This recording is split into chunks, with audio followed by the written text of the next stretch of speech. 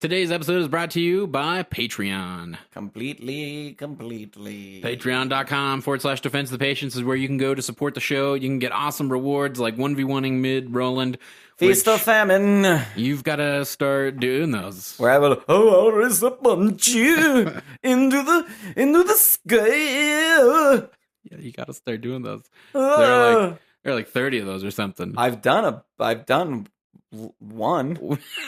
But that's because it's like, that's what I mean. You gotta go to the HMU, hit me up. Yeah, I'm right. down to 1v1 right. any and you heard all it of here. y'all. If you guys have donated, hit Roland up. He's at Roland in the Discord, discord.gg/.p, or send us a message through Patreon or email us at defensivepations@gmail.com and we will set that up. But truly the best reward is the card that's handwritten with glitter and kisses. Yes. And we're not going to go gender specific. We'll go cologne and perfume. That's right. Spray it onto the card and send it out to you that you can keep. That's right. It'll smell good. It'll look good. We also do giveaways centered around people who have been donating to Patreon, patron exclusive episodes, and even custom backgrounds and early access to shirt designs. All that stuff is going to be there on Patreon. So visit us at patreon.com/defense of the patients and help support the show. Thanks, guys. You are listening to a DotP One-on-One. Pyrian Flax, welcome to the show, sir. Hello. That is Casey Atchison. Welcome to the show, Casey. Hello, thank you for having me. Welcome, Sunfan. Hello, friends. It's been a long time. Mott, welcome to the show. Thank you for having me once again. Very excited to be here. Austin, Capitalist Walsh. Welcome to the show, Cap. Thank you very much, man. It's good to be back. Special guest, Sir Action Slacks. How you doing, sir? I'm doing fantastic. Thank you for having me. Hey, everybody, and welcome to another DotP One-on-One. As usual, I'm Cyphus, and today, returning to the One-on-One series, the man who started the One-on-One series, actually. Did I? You were the first one-on-one we ever did, yeah. Well, not on the Wednesday one-on-one. No, we still called them DotP One-on-Ones. It was before we, officially got a time slot. I went back and listened to the one that we did today in preparation. What was the... it was mostly you talking about music and how everybody's disingenuous in the music scene and you really hated that culture. They are. And I really do. Okay, I remember. And it very quickly turned into... I thought we had covered more ground than that, but the only thing that we really got to at the start was your Canada trip with your dad. That was the other big thing. That was about it. And then we really got into music. I read The Fountainhead on that trip. And that was discussed, yes. Yeah. The only Ayn Rand I've ever... What I remember thinking in that moment, what I remembered myself thinking in that moment as I was re-listening to that episode was that I kind of viewed you like Charlie in the sense that you'd never been out of Philly, you know? Okay. I have. Yeah, you have. But you always feel like you're kind of, why leave Philly? Everything's good in Philly. Yeah. Why? I do like where I live. I do.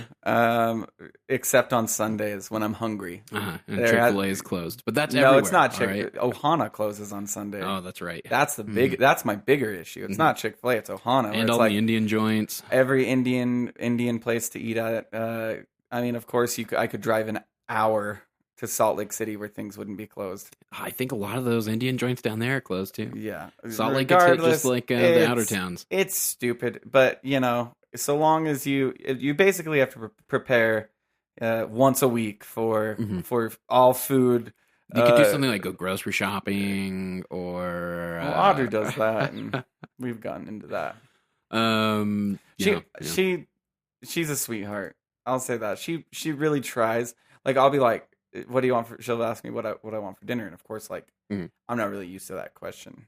Because Audrey it feels like because she's a mom now, this maternal instincts kicking in, and she feels like a gender role needs to be assigned, which I definitely don't feel that way. I don't get that vibe from her at all. Oh, she definitely no, is I don't know. The vibe I get from her is she's trying to, and this is a complaint. She wants a nuclear family.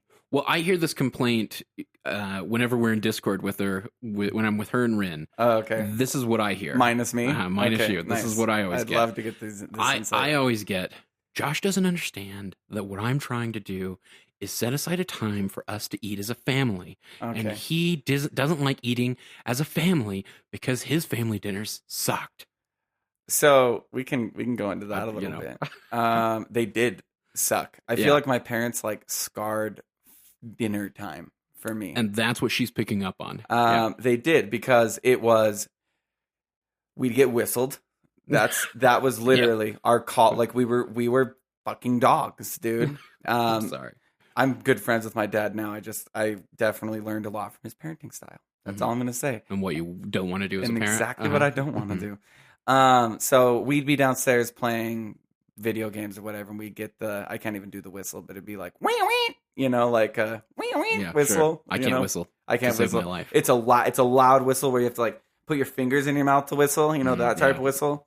And that meant, you know, come on, dogs, basically. Dogs, get up here. And it was set the table. Yeah. We had placemats that we had to set down, and 2 forks and a knife on the left, and, you know, make sure you get ice water. Ice water's for everybody. And it was just like that type thing. It was just like this daily routine that I hated. And what I hated most was the prayer. Because you would stop being religious at a pretty young age. Very young age. Very, very young age. I fought against the whole religious thing. Maybe because of where I was brought up. I don't know. But then the prayer would come, and it would be silent. It was silent dinner. And I was going to say bless my mother's heart, but nah. Dinner was gross. She couldn't cook worth a shit. She would get like Tyson chicken, and it wasn't even like a money thing. It was just she couldn't cook. It was like Tyson. Like I remember, I get a lot of that from Audrey as well. A lot of bashing your mom's cooking. Yeah, well, it's bad, and it still is bad. And she ruined spaghetti for me for the rest of my life. Because we went on a rotation of spaghetti, lemon chicken, which is basically just frozen Tyson chicken things fried with lemon pepper, and then a box of wild rice or whatever. It's called wild rice or whatever, you know what I'm saying? I know what you're talking about. And then it'd be all set out like it was some 5-star fucking thing, and it was not some 5-star fucking thing. It was gross. And that's also why, like, when I first moved out, fast food was such an awesome thing. Yeah. Because it was like, this is delicious. I can eat it anytime I want. I don't have to set a fucking table. And it was, you know, it was kind of like that. Well, that happened in the divorce. That went away and whatever. But yeah, they ruined dinner time. They made this dinner time thing where, like, I'm thinking, like, I don't want to put Charlie through the, like, get up here and set the table. But don't you think that it doesn't? It's good. It's a good thing. I think eating with your family is a good thing. And I'm not like so scarred that I just can't handle it emotionally. But like, I definitely like when Audrey calls me, she's like, dinner's ready. I get like that, like, feeling of like it's an obligation rather than something to enjoy, a mundane event even. Yeah. Well, it's, and every time, you know, I eat dinner with my beautiful son and my wife, it's wonderful. You know what I mean? Like, sit there and just, you know, you talk about what's going on. Usually we were just like, damn, he's so cute. Oh my God, isn't he? Look at that kid. Oh, I'm gonna tickle his toes. You know, like that's usually what dinner becomes. But like, you know, they ruined it for me. My parents sucked at parenting because they didn't plan to have kids like Audrey and I. Audrey and I planned to have a kid. It wasn't an oopsie daisy. Mm-hmm. It was having a great time until pregnancy kicked in. If you will, okay, you know what I mean. No further details necessary. But I'm just saying, like, I knew from a very young age I wanted to be a father. I guess you can call that selfish, because it is selfish in a way to like, I'm going to take you from the ether. I'm gonna bring you fucking into this world, and you're gonna fucking deal with all the shitty shit that's in this world. Because that's kind of like, it's kind of selfish to have a kid if you think about it in that like really nihilistic way where it's like, I'm bringing you in to everything that's bad. You know what I mean? But anyway, I knew I wanted a kid. I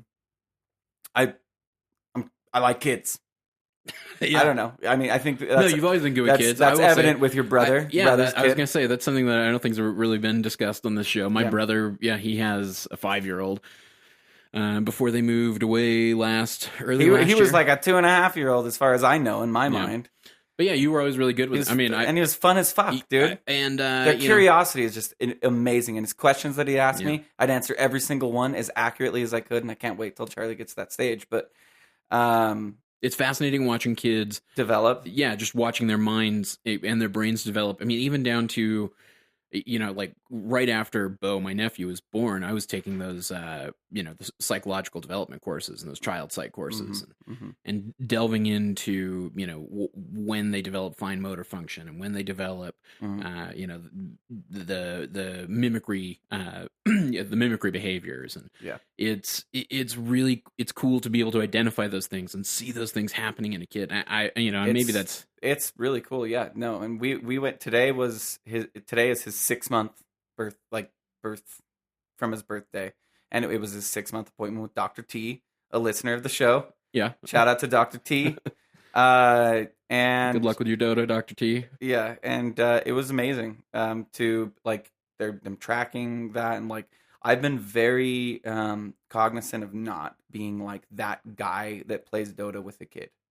So if that comes across to he never even talks, I didn't even know he had a kid, I don't need to bring it onto the show. I am, you know what I mean? I am now. So I mean, well, let's delve into that for just a second, because I don't. It's not. I'm like, I think it's really I guess I find it kind of vain to be like, and here's another picture of a little me. And here's another picture of a little me wearing a little me shirt. And here's another. And that's not necessarily even specific to Dota 2 personalities, not by a long shot. It's annoying. I hated seeing baby pictures before having a baby. No, I don't want to see your baby picture. I'm sure it's ugly. Yeah. That's exactly how I feel about babies. I honestly feel like infants, especially their first 2 weeks, are just blah. Well, infants are hideous, especially their first week in particular. I don't even want to see your 6-month-old or your year-old or your 2-year-old. I don't give a fuck.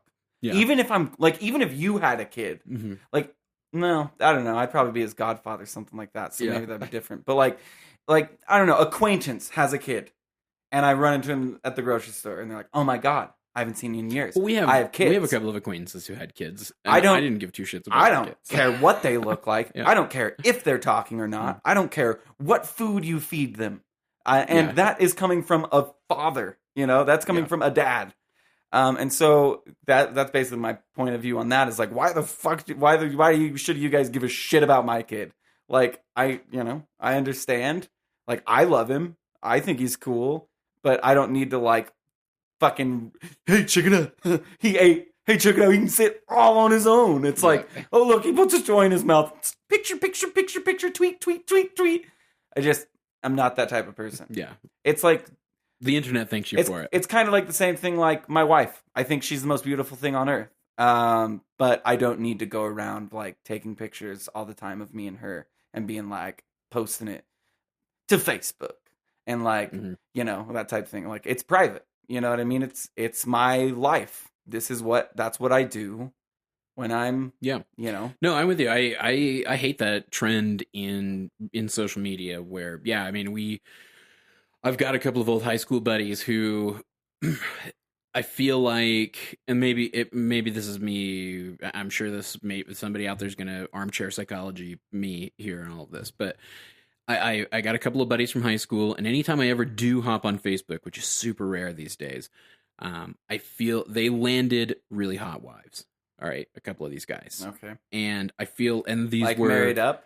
Yeah, they married up. These are guys that I used to play D&D with, or I used to debate with. Are they Mormon? Or some of them not. That's how you not marry all up. of them. You become Mormon. Yeah. If you want to marry up, just get Mormon. Just become Mormon, and then if somehow you get lucky and a good one doesn't get married, well, she's got to get married. She's got to get married. Yeah, so, you don't want to be an old maid. Don't want to be 22 and not married. If you want to marry up, come to Utah. But but I see these guys who I know, I feel like I know in the back of their mind what they're thinking is, I need to let the world know that I got a hot wife.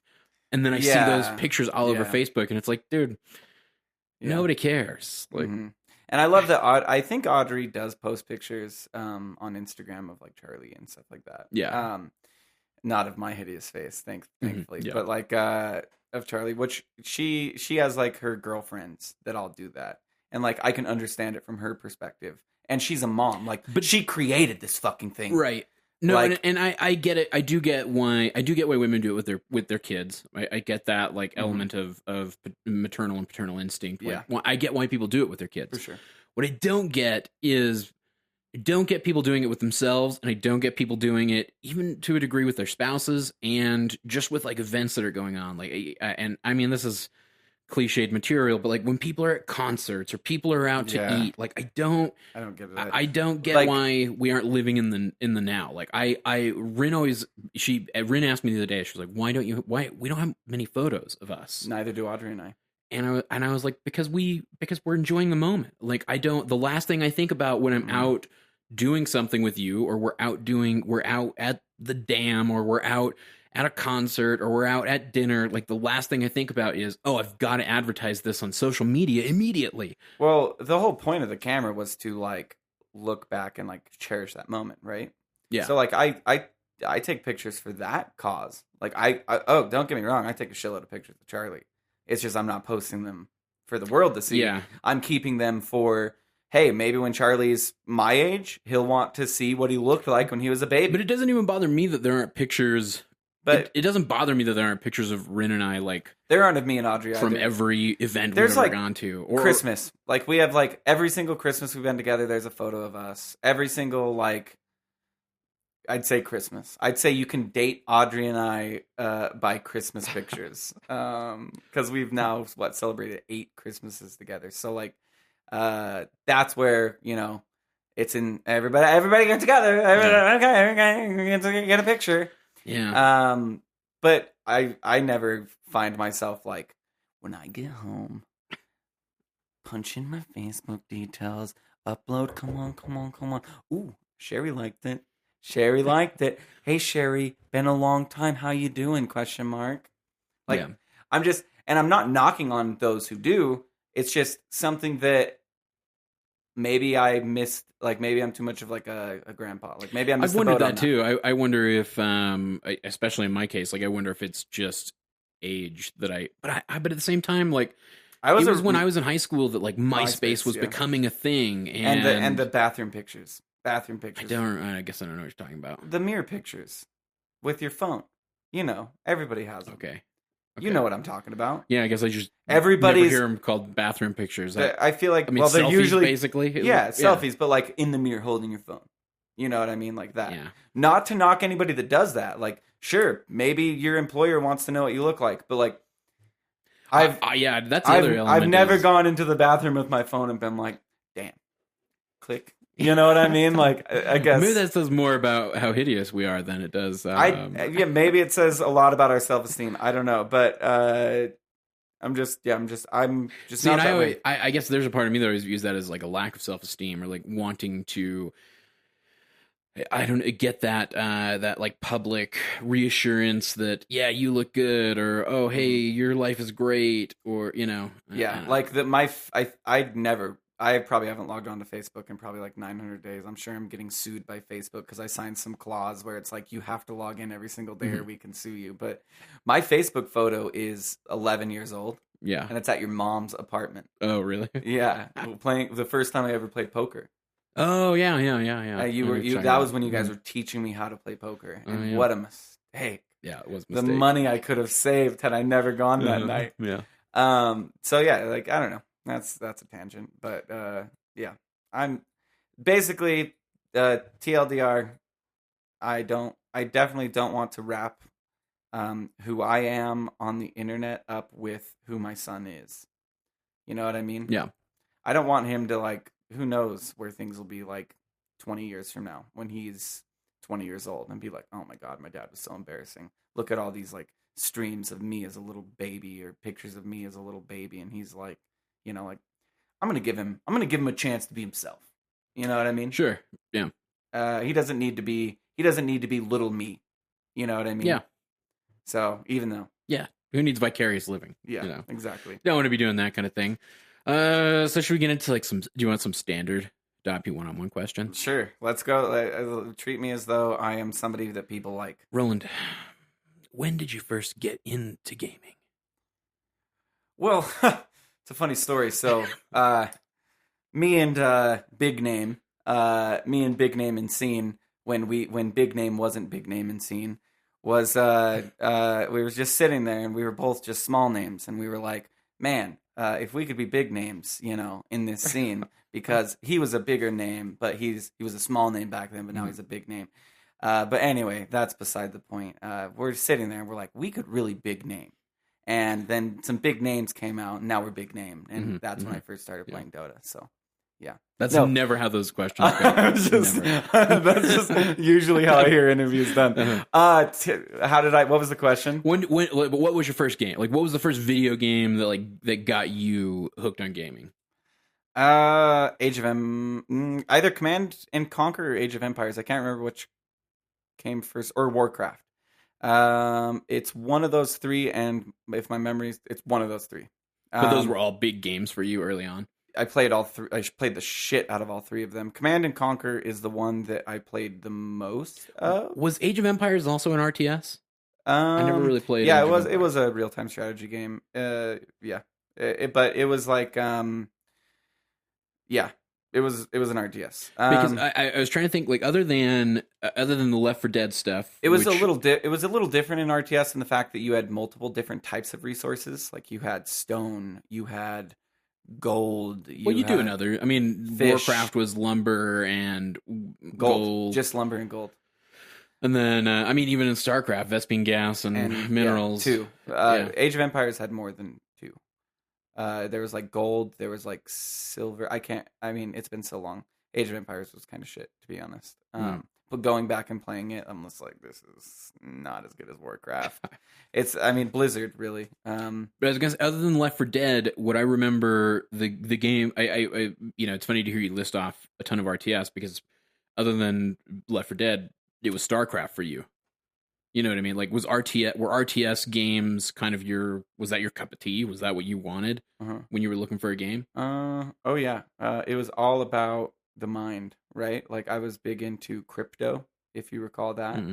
It was a card game that was distributed through schools where you would have you'd have a sign. It would either be like a multiplication, division, subtraction, addition. And you'd have to get to like 17. And so you'd draw like 3 cards, and you'd have to use like a times, a divide, and a plus between your 5 cards to get exactly 17. And there was only one solution. And we took state. And I led the team taking state on crypto. That's cool. And this is in 5th grade, so I'm like 11. I did crypto in 4th grade, but I was a stand-in 4th grade. It was 5th grade when I shined my crypto career. I was big into I don't know where it came from. I wouldn't even say that like my dad was responsible or anything. I guess I kind of found it on my own. Oh no, a friend. It was a friend that he had Warcraft, and he had Doom. So, and he played, his big brother played them both because we were young. But I remember watching Doom and being like, that is not nearly as cool as like I can build a city, and like then I can like build soldiers, and then those soldiers will fight other soldiers, and if I build a better city, then their city dies. And I remember being at school and on a piece of paper, even though this makes no sense to an RTS, I would draw out like how I was gonna graph I would basically city plan. Even though in an RTS it's all about like how you acquire resources if you're getting attacked, like it made no actual sense, and I was garbage, obviously, and I was the guy that was like, why are you building photon cannons? Stop building photon cannons. I was like, we're protected. And it's like, no, siege tanks can kill those. We're protected. Like, like that's, and it was before voice. I mean, it was just all through chat, and it was like, we've got another 8-year-old in here, you know what I mean? I was never particularly good. I was more interested in like the economic aspect of it, everything like that, and strategy. Chess early on too. I like to play chess, and I always got in math fights with who is now an aeronautical engineer. His name is Alex, who is my same age and is an aeronautical engineer and doing super successful. I'm like every time I see him, and now he's like big buff, like handsome show wife aeronautical engineer, the type of guy that posts pictures of him and this type thing. And He was good too. I'm gonna go ahead and concede he was definitely better on the math fights because I'd be like 13 times 10, 5, 4, 3, 2, 1. Answer's 130. Like that things. Like I was weird. God. Like we were weird kids. I don't know. Kids do weird shit. I was into like I would pretend to be working. I remember that. Like that was another big thing when I did when I was a kid. Like my imagination time was me at like an office job. Like, gotta get this stuff done. Gotta get my work done. And I'd have like separate piles of paper where I would like assign things like going out, coming in, and stuff like that.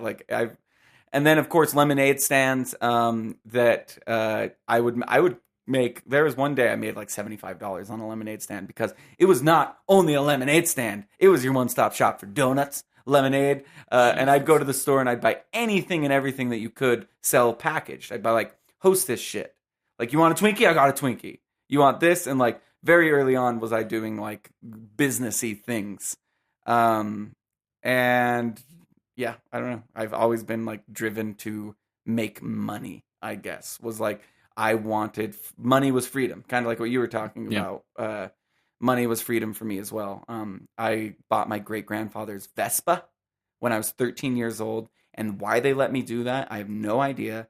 But I would sneak out, and I would drive that Vespa all around town, picking my friends up at like 13 years old. Oh, Jesus. And this thing didn't have a license plate and should have. Like, never got caught. And then I bought the Vespa from my grandpa for $400 that I saved up and sold it for $1,500 at the end of summer. And then bought a car. Jesus. Yeah, like I was very much so into like the buy low, sell high type thing. I understood that from Nexus TK.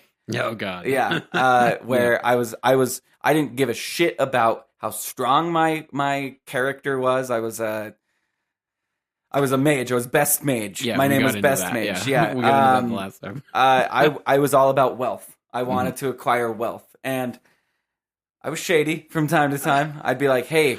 Moon. It was called Moon Clothes, and it was just like a simple garment that didn't do anything. Kind of, it was like the first thing that you would see similar to Dota in cosmetics that you wore it and you were distinguished. You know what I mean? Sure. Like you would just sit in front of somewhere with moon clothes on, and people would be like, "Wow, moon clothes." And I convinced an individual that I can pay half now, and I can pay half off of my buy low, sell high method. I was a very high rated merchant who bought all sorts of staffs, Electra staffs, and I would buy them for 11,000 and I would sell them for 15,000. And that's all I'd do. I wouldn't even play the game. I just buy shit and sell shit on that game. Yeah. Oh my God. But really it was, but as far as competitive goes, it was all RTS. Like it was StarCraft into Brood War, into I guess my lull period between like Brood War and StarCraft 2 was WoW. Yeah. And WoW, I was competitive in the fact on being the first to clear my realm. I'm not like Grouty, who's the first to clear the world. Yeah. So like you clear the I don't want to get into it, but anyway, the first to like clear tier 3 in your realm was a big deal. The first to clear tier 3 period of all people in the world was a much bigger deal. And that's like the type of shit Grouty did. I think Lollipop, when we had her on, I apparently missed a huge opportunity with her. I found out later on to talk about like Blood Legion, I want to say was the name of the guild that she was at the head of. And they were a real big deal. I don't know. I didn't really pay much attention to that because I kind of helped start a guild and get that guild up to tier 3. So it was like tier 1, tier 2, tier 3, and I was a young kid, and like I told you, like it was a husband and wife that like ran the thing, and they were like, you didn't speak unless you were spoken to. Yeah. But like I was head recruiter. I would make sure that they were putting out the damage, making sure that they were putting out the damage, or making sure that they were putting out the heal, that type thing. And basically, people would submit applications to me, and I'd do the grunt work for this guy, and then he would then decide if they were allowed in the game. And he'd give me like some DKP, which is Dragon Kill Points. He'd give me like 50 DKP, which means with that DKP and item drops that I want, I bid with my DKP. Sure. So, yeah. Anyway. And then StarCraft 2 to Dota 2. So let's segue over to Dota 2. So I feel like most folks who are listening probably know where you got your start in Dota 2. At Dota 2. Well, no, where you got your start in Dota 2. No boots. But yeah, so it was 2014 that like you first loaded up Dota 2, right? I was a couple weeks before you. I would love to know exactly when it was, but I would say I was playing like intermittently, probably the start of June of 2014. I would play like. Oh, we were well into it by June, for sure. Were we well into it? Are you sure? Yeah, because I remember spending a considerable chunk of that summer playing Dota before we ever started the podcast. Well, maybe then Andrew, because I remember playing it, and then I was the one that convinced you to start playing it because we had just gotten off our binge of Neverwinter Online. Yeah. And we were looking for our next thing to get involved in.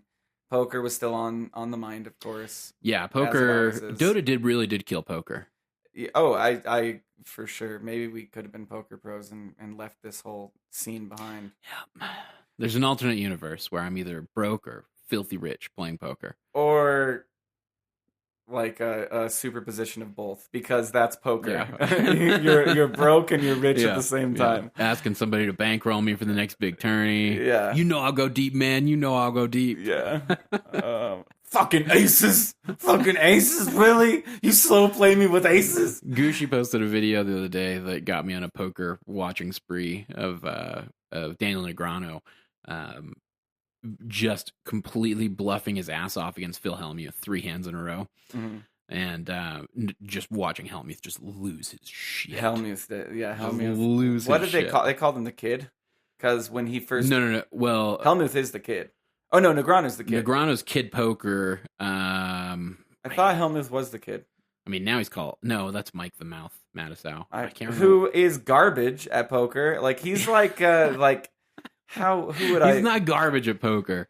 He's like your IX Mike of poker, where it's like he's still around somehow and he's annoying, but sometimes he wins, I guess. Yeah, he's really annoying. Yeah, and he kind of looks like IX Mike.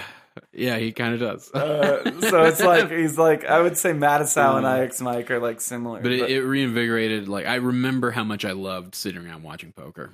Oh, I really still do on YouTube. I'll watch like a 10-minute Poker After Dark where it's like, because it's still going on. Yeah. I miss High Stakes. That's what I really miss. Oh, High Stakes was a great show. Yeah. I burned through every episode of High Stakes there ever was. Yeah.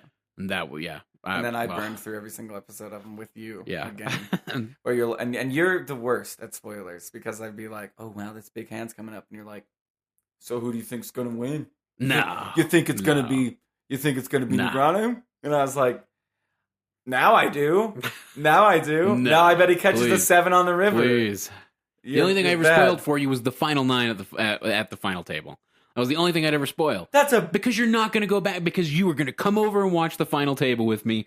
There was no way you were going to catch up on the tournament before then. And yes, I was going to spoil the final 9 for you, so you knew what we were getting into.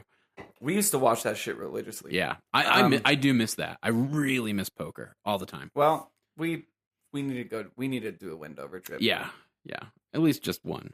I just want to bring $1,000 to Wendover and not care at all about it, because that's when I win the most. Is when I would have money where I was just like, I don't care at all about this money. I could throw it out the car window right now for all I care, because that's like the attitude you have to have. Those chips are your point, like your. You know, like they're your pieces to success. They are not money. Do not look at them as money. Look at them as chips. Yeah. And when you start to look at them and you're counting them and you're like, oh, 5 here, 5. I'm down a lot. You're going to start playing worse. Yeah. And maybe Dota's taught me a lesson or two on tilting. Because I tilted hard. Yeah. But I didn't tilt ever like with anger. I tilted with bad play. Yeah. Which is similar to how I tilted Dota. Yeah, that's an interesting comparison, because your MO in, I knew once I got you tilted, I knew once I beat you in a hand that my next hand, you were going to play the next hand no matter what, and it was probably going to be garbage. And if I connected, it was worth a showdown. Yeah, like that was kind of generally my strategy. And I try and hit you off it and be like, I just caught that king, and you'd be like, nope, I have a 7. I'm going to showdown. Like, fuck you, Denny. And it's like ace high, and it's like, god damn it. But I mean, that was always your thing. Well, but you also were a super loose player anyway. Yeah. I mean, you would play. And you I talk liked a lot. playing. And I talk a lot. Yeah, you liked playing every hand. I liked and being the outplaying. target. I really did. Because when playing loose, talking a lot, and being the target, that means you can take a lot of money off of people in the right circumstance. Yeah. When they view you as like that weak player, and then you all of a sudden, which I usually, if I were able to make the switch in my mind where I'm like, I am talking a lot, I'm playing poorly. If I start playing good right now, people are gonna go to showdowns with me every single time. Yeah. And so if I hit like a set or trips, I'm gonna win a lot of money probably because they're gonna stick with like a shitty top like 10, like a 10 pair. Yeah, top pair. Yeah. So poker. Yep, I do miss the poker. So, all right, we are gonna go back to Dota 2.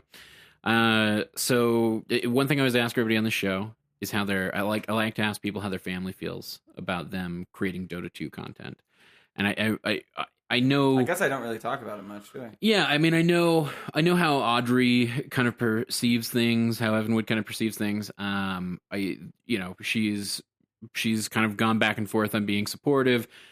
I think she's been pretty heavily in the supportive camp, I'd say, over like the past year and a half. Now, yeah. My parents-in-law both support me. My grandma-in-law supports me. My parents support me to the point where they like will ask about it every once in a while and be like, "So how's that thing doing?" It's like, "Good." Yeah. It's like, "Yep." But like, I mean, do they understand? No. I mean, do they understand what we're doing at all?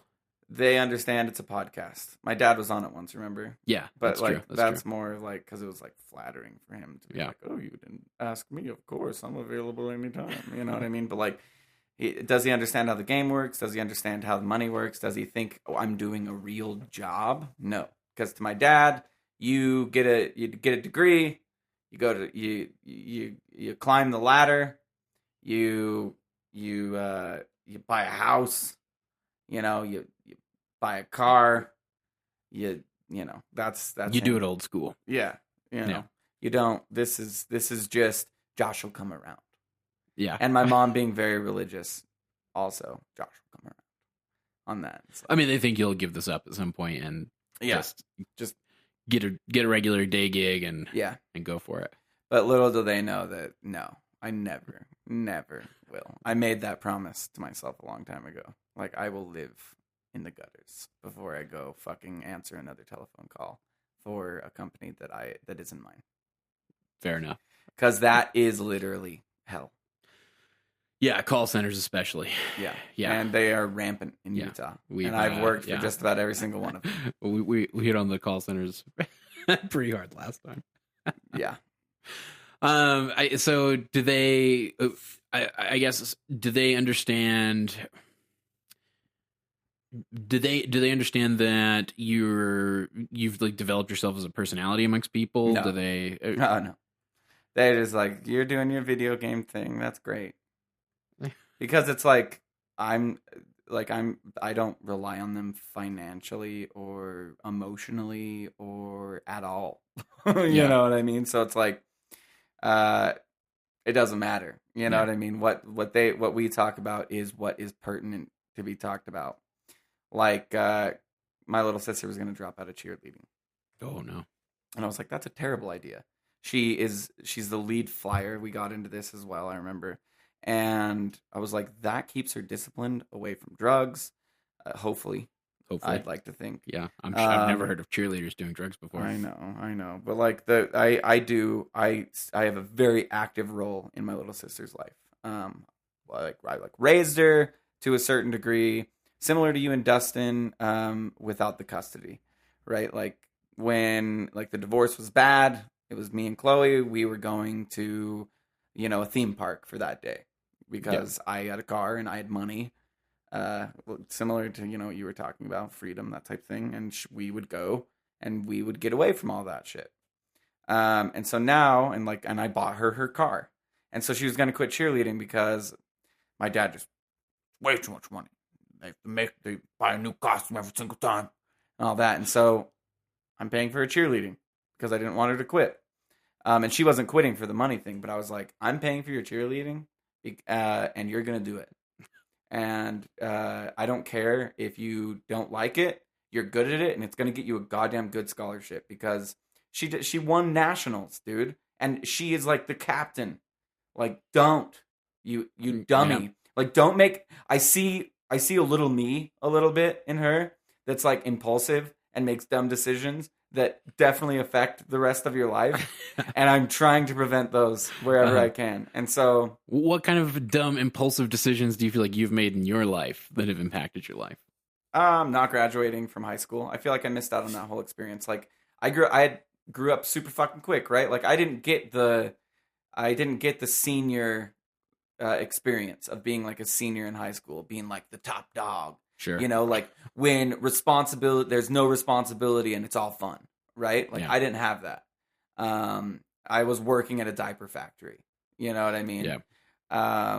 I didn't have those moments that I feel like I obviously, I could probably fit in with high schoolers. I look about that age, but like, I will never be able to get that back. I'll never be able to go back and have that experience. I'll never be able to, go up to my friend's cabin, junior summer, you know what I mean? In between being a junior and a senior, when that's truly like maybe your most like responsibility-less time. Yeah. And, go do stupid shit, but have it be harmless stupid shit. You know what I mean? No, my life got way too real, way too quick. And so I don't want that of her. I don't want her life to get way too real, way too quick because it sucked. Like now my life's excellent and I wouldn't trade it for the world. But would I want to go through everything that I had to go through to get here again? I'd do it again for sure. But like, it wasn't ideal. Yeah. Like, and like doing the whole like dropping out of school thing, and I made a bunch of bad decisions. And why am I going to let somebody who is intelligent and hasn't fucked their brain up, do that? And I saw her starting to hang out with some bad people. I was like, nope. And so this kid comes to pick her up, and he on the curb, and she gets in the front seat. And I run in and I open the back door of his car and I get in the back seat of his car. I'm like, where are you going? And he won't look back. He's just looking at his steering wheel, and I'm sitting in the back of his car, like assassination style, dude. And he's like, we were planning on going over to a friend's house, and I was like, speed limit's 25 on this road. He's like, oh. It's like, yeah. And Chloe's like, please stop. And I'm like, no. I was like, okay, let's go. And Chloe's like, you're going to come? And I'm like, yeah, I'll come. And he's like, okay. And he starts driving. I'm like, you think I'm going to come with you? No. But if I see you driving that fast again, she's not driving with you again. Like, I'm like that. Like, I'm like, because my parents wouldn't do shit like that. Like, knock some, like, and now that kid is afraid of me. Good, dude. Yeah. I don't know. Do you consider college, and I'll say either enrolling in the first place, or the that, by the way, that blowing noise that you guys are all hearing? I know. I have air adjuster. It's me doing whippets this whole entire time. It's the only way I can get through a show lately. This should not be in my hands. I'm way too ADD to have this. I'll go ahead and put it away. I'm sorry. At first I thought it was me, like maybe rubbing, like, because I was fidgeting with the headphone cable, and I was like, oh, he's got the goddamn awesome. air. And when you turn it upside down, it like turns into like freezing field. So do you consider college either enrolling in it, or because you haven't gone in like 2 semesters? Technically, I guess this would be the third, because I dropped out halfway through fall. Okay. So do you feel like college is one of those impulsive decisions that... I went to college because it was like, wait. They're going to give me a Pell Grant that pays for college. And then I can take out all these loans that I can spend on whatever I want. And they're like, yeah, no, that's exactly how it worked. We hope that you would spend the loans on, a laptop for school and books. And I was like, yeah, no, that's what I'll spend it on for sure. Yeah. Sign me up. But no, for real, like the first year, I would say if I could go back in time, like we all wish we could do, I would go back in time and I would take all those 950 classes that I took, all the remedial classes, because I, like we talked about, didn't know how to write, didn't know where a period went, would capitalize things that didn't need to be capitalized, would not capitalize things that did. Comma splice, what are you talking about? Run-on sentence, that is me. Hello, nice to meet you. And then I would have just gone, I just would have blitzed math. Yeah. I wouldn't have tried to fuck around. I still love it. I still love tutoring it. I'm still tutoring it. Mathematics, for sure. Because it's similar to the RTS thing. It's like, it is a challenge. It is a challenge, and it's like a puzzle I have to overcome. Like, I have to react. But it's not like real time. It's like turn based. Like math is turn based. Yeah, math is turn based. You know what I mean? That's the next quote. Yeah, math is turn based. Yeah. So, and I miss the shit out of it. So in fall, I'm considering taking like one math class a semester until I just finish that. Do you feel like anything you did in college helped prepare you to make Dota 2 content, or has helped make Absolutely Dota content? not. No, honestly, no. Critical thinking, maybe. In a few cases, I feel like the first year, I need to know how to do basic math on like numbers, how our numbers are looking, trend patterns, that type of thing. Yeah. I need to know how to write a basic paragraph without any grammatical mistakes. Mm-hmm. Spelling, you don't have to worry about anymore, thankfully. Yeah. But I feel like I can spell. Yeah. Like throw a hard word at me, dude. Throw a hard word at me. Let me see if I can get this. Onomatopoeia. That's fucked. I'm not even gonna try on that one, dude. I know it's like ONA. I couldn't spell it off the top of my head either, if I'm being honest. NAPOETIA. Yeah, sorry. He asked for a hard one. Throw like mountain at me, dude. No. Nothing you can sound out. Throw something like 7th grade level at me. I can spell it. Sure. Indignant. I could probably spell that. Yeah, maybe if we gave it a real good go. Two, three tries tops. So you don't feel like any of that helped you at all with making Dota content? All I did was piss teachers off in the comm department because I was like, this is literally like, usually they're like, you go to college for networking. I did anti-networking is what I did at college. You did. I was the type in every class that the professor was like, oh God, especially the comm courses, because they are reading out of a fucking book that's outdated and they have no idea what the fuck they're talking about. When they want to talk to me about like how to build something like YouTube, they were heavily harping on YouTube. And it was like, we can all be YouTube stars if we do this, and like how to make a viral video. Let's go ahead and dissect a viral video. And it's like, no, you fools. You fucking fools. You grind. That's the way. Yeah. You grind. You produce the best content you can over and over and over again, and you hope something goes viral someday. Yeah. You don't maybe there have been like a few fringe cases of people that like first video is viral and then all of a sudden they have a crazy YouTube channel. But no, you're going to have like 3,000 videos that you have grinded through till finally one of them you didn't even mean to becomes viral and you're successful. I once talked to a marketing guy in my like day job career. Mm-hmm. And he lamented that one of the first things, because they did like PR work and stuff in addition to standard marketing and a little bit of ad stuff and a little bit of video production, a little bit of everything. And he was lamenting to me that the one thing they get hit up about all the time by startup companies and oftentimes even established companies that are looking to increase their customer base. Mm. The first words out of their mouth are, can you make us a viral video? Yeah, and it's like, no. What is a good analogy for a viral video? It's like it's right time, right place. No, it's like flicking cigarettes cigarette butts out the window, right? People flick a lot of cigarette butts out the window. Every once in a while, one of them lights the hills on fire. Okay, that's a pretty good. Every analogy. once in a while, That's a pretty good. and it's hard to analogy. predict which one. And sometimes And really, the you could have climate might be scientists on right. it. You could have Yeah. scientists on that shit, Yeah. and they would not be able And to they'll predict tell with you, certainty. well, when it's really hot outside and there hasn't been a lot of rain, then and maybe. that's a good marketing consultant that's- right there. yeah. And that's just a really good marketing consultant Yeah. would be like, okay, I like what you've got here. I think that you could make your content better by Right. doing this. I'm not like if you hear We're somebody gonna put that's some like, kindling out there and hope that it catches fire. yeah, like if anybody has ever approached you and said, let's go ahead and make something viral. yeah.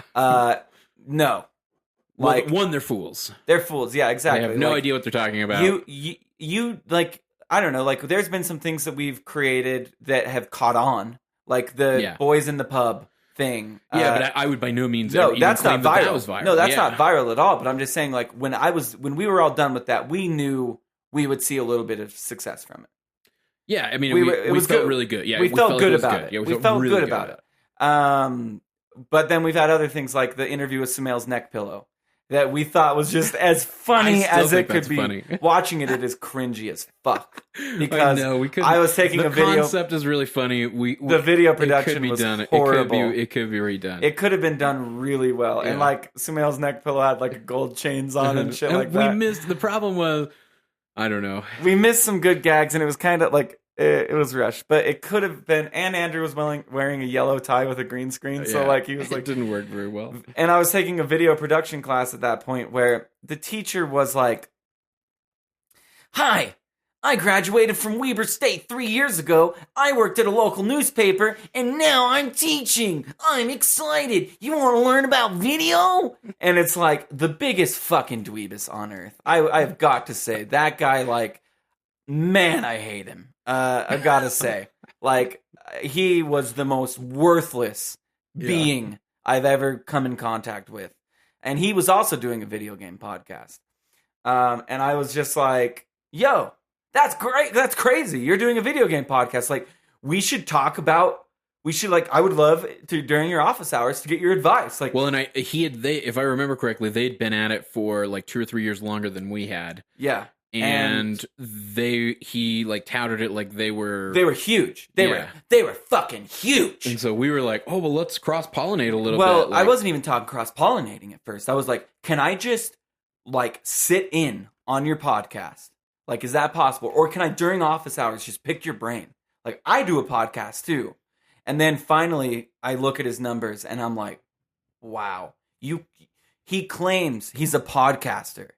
And, like, I don't even claim I'm a podcast. When people ask what I do, I'm like, dude, you're telling me. Like, I don't fucking know. Like, I'm not like, I'm a distinguished podcaster. So like, I don't, I it's started a hard business. to. So I guess to like put it in a frame of reference because I don't want to. I hope we're not sounding like super douchey, like egotistical Yeah, douchey, but no. But I mean, it's to put it in a frame of reference. So 99% of podcasts aren't profitable.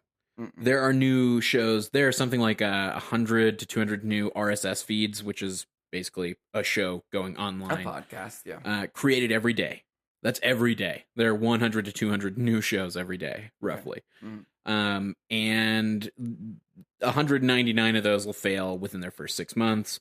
One will go on, and of those that do manage to go on, something like 5% of them ever get more than like 150 downloads. I think it were the stats that we were looking at.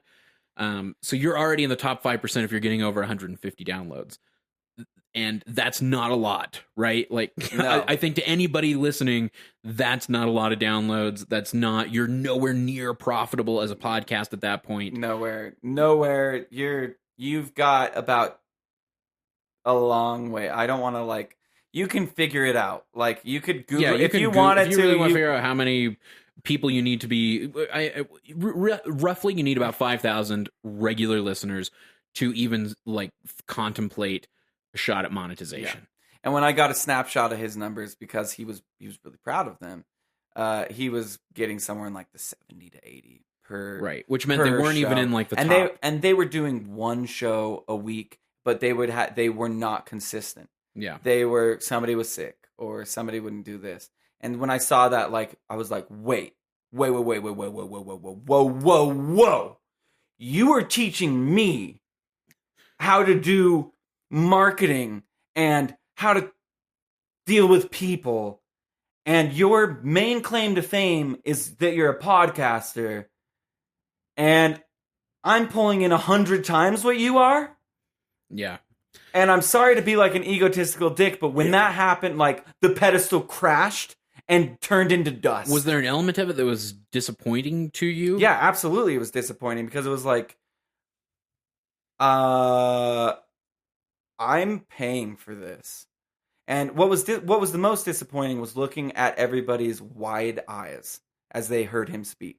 Because he was good at rallying the troops in the classroom and making them believe that they were all special little fairies or special little stars or whatever you call them, special little golden snowflakes, special snowflakes that were gonna what the word is, whatever, that they were all gonna grow up and be successful YouTubers and successful whatever.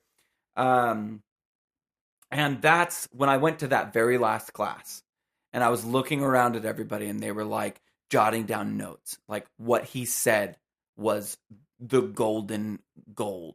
And if you listen to him, maybe one day you might be close to as successful as him.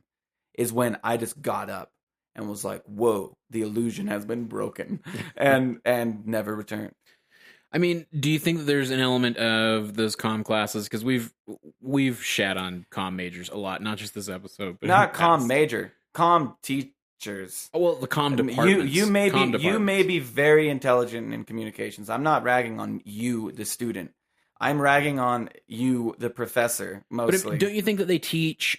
Do you think that they teach valuable Do you think that they teach any valuable strategies? For instance, upper level PR. Let's think. Upper level PR. We went through. This is back when Wells Fargo was doing like the fake accounts thing, and there was like, okay, class. If you were a PR agent for Wells Fargo, the comm law stuff, I would say, is pretty interesting. Comm law. Especially, but that was like if you're gonna be a lawyer. Dude. No. That comm law stuff is interesting for PR specialists, especially. Okay, are we not talking about the same class? I don't think we're talking about the same class. So comm law is also about, like, there are elements that go into PR work. For instance, there's a reason companies don't apologize, right? Oh, I didn't take comm law. I took a law class though. That was the only class. Yeah, I know you're talking about the guy. It wasn't comm law though, but it was basically going over like your constitutional rights.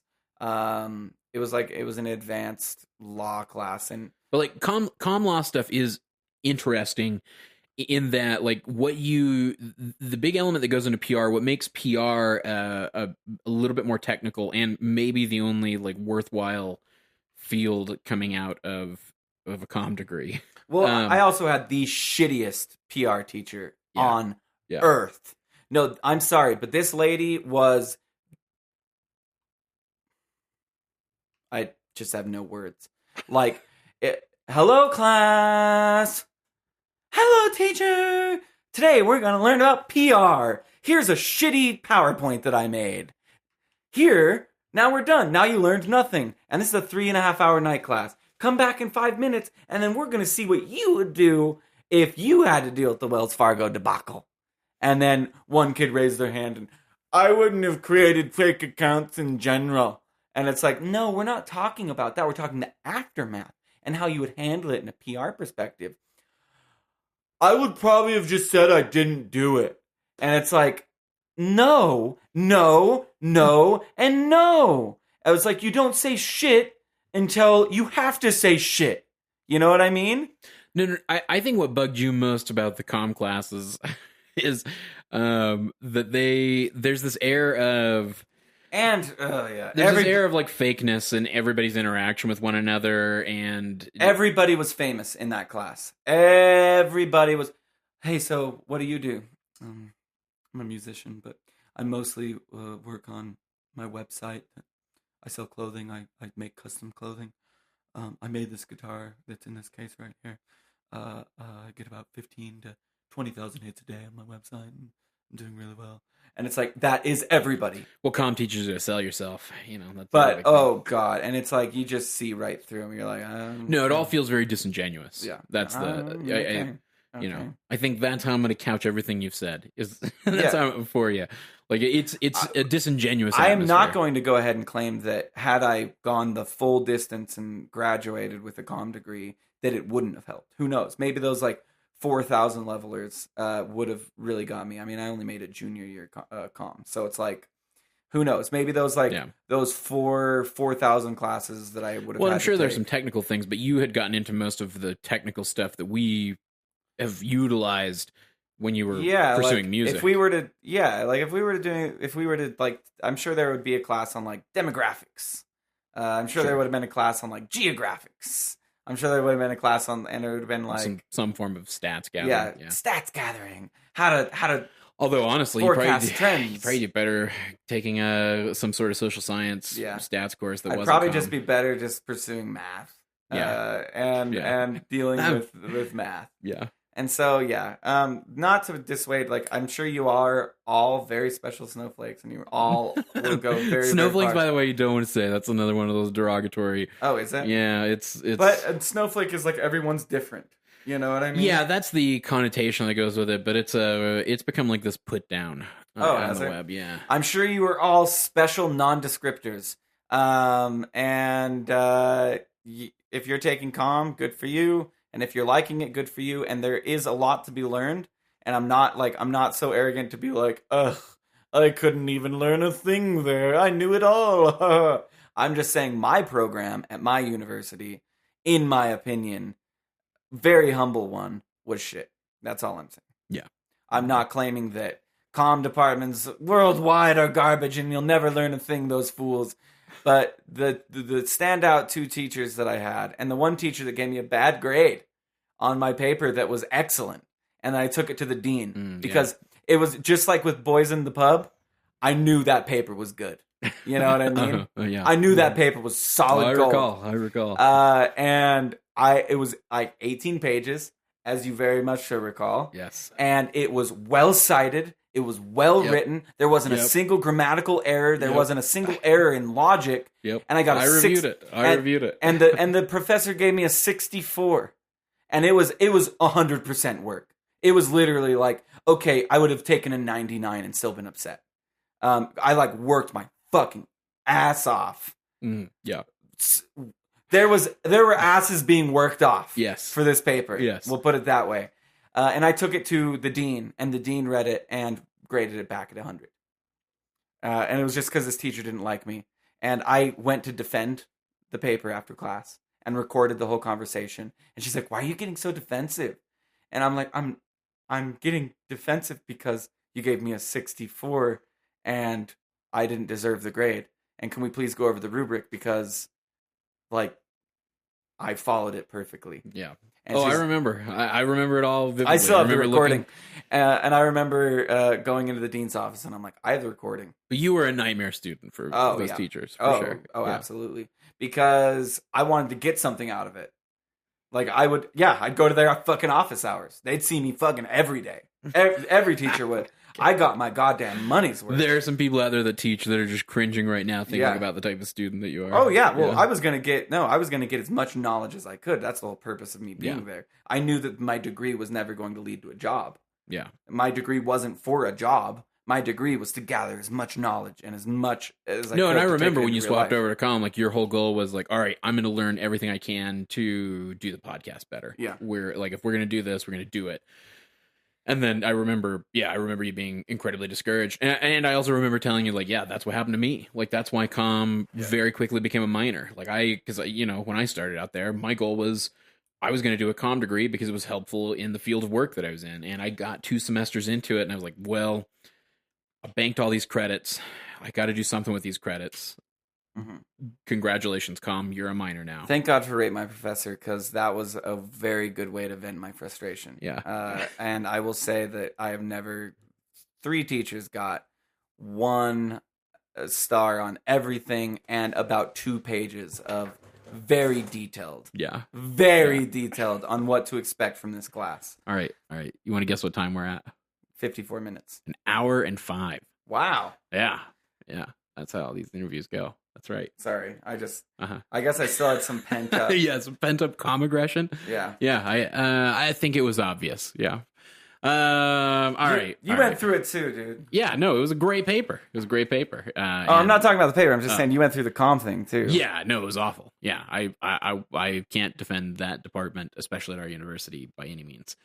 So Thank you. I was gonna. All right, so I mean, I have some other questions, but shit, maybe we'll just have you back again sometime, and we'll delve into these. Kinds of questions. I don't know. The demand for me is not high right now, so you may want to just. I'll just do them really. I'll do like 1 minute or less on the next all right, here you go. Have you ever felt like quitting? Oh yeah. Yeah, that's okay. Answer done. Yeah. How do you feel about the health of the Dota 2 scene? We've got a few years. Let's make them count. All right. What do you think your major challenges are moving forward? Dealing with you. Do you think creating Dota 2 content has made you a better player? No. Oh, that's too bad. No. Because it's made me think more about the game, which is the last thing I should do. Because then I start thinking like, ooh, that could jungle. Oh, that could do this. Oh, this would be a cool synergy. No, actually creating content has made me a much worse player. What's your current MMR? 29. Oh, didn't want. That's all I needed. 29.48. 29.48. Because I lost that Spectre game. That Spectre game would have been 3K. Oh yeah, that Spectre game was brutal to see. Yeah. Sorry, bro. Yeah. I was telling Proud on Proudland. I listened. That I think I'll reinvigorate you. Just by the moment I'm one MMR higher. Yeah, for sure. I think the climb will begin. I don't know if you listened to Tuesday Q&A. I did listen to Tuesday Q&A. But Ursi talking about like he needs a motivation in order to climb MMR. Yeah. I feel like I could get down on that. Yeah, You know what I I'll mean? give you the motivation. Don't you worry. It's How on many its way. games in are you? I still got to do the game 5. I've been waiting to do it because our schedules have to align. So because You're already into game 8. No, Oh, you left your computer on here. that's terrible. If And that's I what happened. and I picked Yeah. Visage every I time, don't and think you so. fed offlane God, I 4 did. times in a row. Man, it was bad, dude. That would be awful. That would be the worst sabotage. I would be pissed because it took a long time, I and know. I got my brother's phone number so I could associate 2 phone numbers with both Oh, accounts. you, So I can have it right. you. No, hey, Fool. Dustin's really getting into Dota. He's just Taking wants to over log your on old every once in a while. account, Yeah, yeah. that's all. Every once in a while, he's gonna hop on there and play a couple of games. You. I started shipping cosmetics to the new account. Started that big process. Well, you don't know. I'd calibrate first. Oh, Also, no, I have that's gonna 3 calibrate accounts. higher. I have 3 accounts, and I did like the whole estimation: $2,200 in cosmetics. Jesus. Yeah. Between my 3 accounts, like that's an additive. One account has like $950 in cosmetics on it. It's like, Jesus. man. Yeah. So. But yeah, anyway. All right. I was just throwing those questions out there more as a gag there at the end anyway. We don't need to get to them. It's all good. I gave Dota until 2021. 2021. Okay. Yeah. And then I really do think I was like I'm saying like while it's good, like big hot. Yeah. No, I'm now convinced more and more after talking with people just from doing this show, just from doing the one-on-one. Because initially one of the questions I had started asking people is if they were worried about Dota dying. And Which is a bad question to ask. Yes, I was told that was a bad question to ask, but I think it's actually a great question to ask because we're invested in it. We're emotionally invested in it, and yeah, that was you're kind gonna of my get thing, too. I like you're gonna seeing- get the most emotional answer out of me when I'm like, oh man, I hope never. Well, I guess I also was hoping that by asking a question like that with a negative kind of a tilt to it, that it would provoke hopefully more positive responses. And it did. Lollipop gave a great answer. Yeah, and that's what I was going to say. Yeah. Is her answer about Dota being a legacy game and moving into the realm of the CS:GOs and the StarCrafts. I think CS:GO will outlive Dota. I will say that. I don't know. They both have Valve behind them. They both have a stable player base. I mean, Team Fortress has Valve behind and it. you can say sure. I don't think Team Fortress ever reached quite the levels that CS:GO did, and you could also say very easily that CS:GO has never really reached the levels that Dota has. Look at its uniques right now. I'm uniques aside, it's it's not just uniques, it's also the fervor of the player base that's available. And the fervor of the Dota player base is pretty constant, and severe may not be the right word. Intense, pretty intense. Yeah. Although I've been watching some professional CS:GO, and like those guys could kick my ass, dude. Yeah, no shit. They have like tattoos on their necks and stuff. And I'm Oh, like, you mean in real life? yeah, I'm talking to pros. Like they're like Yeah. got out of prison, served 10 for killing my also- wife, and I started playing pro Counter-Strike. I also think the demographics of the type of people who play It's- CS:GO and the people who play it's- Dota 2 are different. It's Like, kind of a bro game. it's a little bit of a bro game, but it even beyond that, there's a reason that Dota has more money sunk into it by the player base with a smaller player base. There's a better economy on CS:GO. That economy on CS:GO. Hey, say that to every Dota 2 tournament whose prize pools wreck I'm talking on their CS:GO. items. I'm like their item economy. Sure, but what makes news, what draws viewers, what gets people to show up to something are those prize pools. Mhm. I think comparing those two, I think it's an apples and oranges comparison, because yes, yes, they're both fruit, but they're different types of fruit, my friend, and they've got different very fans. very different. But the one thing that was told to me was Counter-Strike can be explained almost instantly to an audience, whereas Dota, you can't just be like, well, here's Dota, welcome to Dota, to all these people who've never seen Dota, this is Dota, and 10 minutes later, you still quite don't understand what Dota is. But I had another guest who and I can't remember who it was, but basically said the complexity both works to Dota's advantage and to its disadvantage. In that, yeah, sure, I'm not talking about that complexity is what makes people love the game. Yes, I think that's an element of it. But the complexity also learning the game, once you've invested time into Dota, it's almost addictive in that you want to continue learning about Dota. That knowledge needs to be put to use and kind of keeps you around because of that. So no, I'm more convinced now than ever that the Dota, yeah, I think it's a legacy game. Like maybe it doesn't tack on 40 million new players in the next 4 or 5 years. I'm not saying that that's impossible. It seems very unlikely.